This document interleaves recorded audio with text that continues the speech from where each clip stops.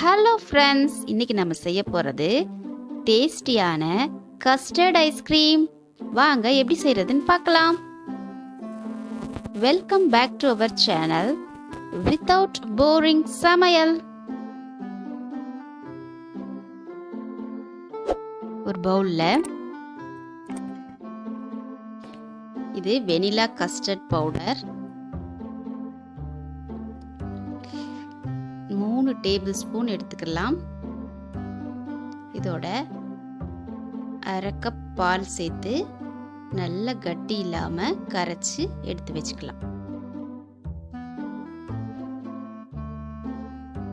இப்போ அடுப்புல ஒரு பேன் வச்சிருக்கேன். அதுல நல்ல ஃபுல் க்ரீம் மில்க் சேர்த்துக்கலாம். 1/2 லிட்டர் பால் சேர்த்திருக்கேன் நான். பால் நல்லா சூடாய் வரட்டும். இதுல 1 கப் சுகர் சேர்த்துக்கலாம்.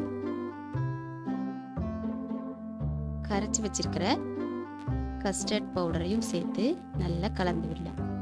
கஸ்டர்ட் பவுடர் சேர்த்த உடனே கட்டியாக ஆரம்பிக்கும். அதனால நல்லா கலந்து விட்டுக்கிட்டே இருக்கணும்.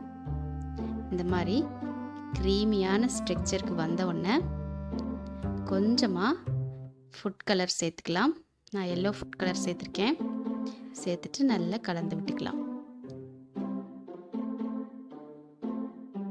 இது செய்கிறது ரொம்ப ஈஸி. இந்த வெயிலுக்கு இந்த மாதிரி ஐஸ்கிரீம் செஞ்சு கொடுத்தா பசங்களும் ரொம்பவே விரும்பி சாப்பிடுவாங்க. நீங்களும் ட்ரை பண்ணி பாருங்கள் ஃப்ரெண்ட்ஸ். நல்ல கட்டி இல்லாமல் இந்த மாதிரி க்ரீமியாக வந்துருச்சு. கொஞ்சம் கைவிடாமல் கலரணும். ஸ்டவ்வை ஆஃப் பண்ணிட்டு நல்லா ஆற வச்சுட்டு ஒரு பாக்ஸில் ஊற்றி ஃப்ரீசரில் வச்சுக்கலாம். ஒரு 2 மணி நேரம் வச்சுட்டு எடுத்தோம்னா இந்த மாதிரி இருக்கும். இதை மிக்ஸி ஜாரில் போட்டு ஒரு தடவை நல்லா அடித்து எடுத்துட்டு வந்துக்கலாம். பாருங்க எவ்வளோ க்ரீமியாக இருக்குன்னு. இதை மறுபடியும் அதே பாக்ஸில் ஊற்றி மூடி வச்சிடலாம். இதே மாதிரி இன்னொரு 2 மணி நேரம் கழித்து எடுத்து அடித்து எடுத்து வச்சுக்கோங்க.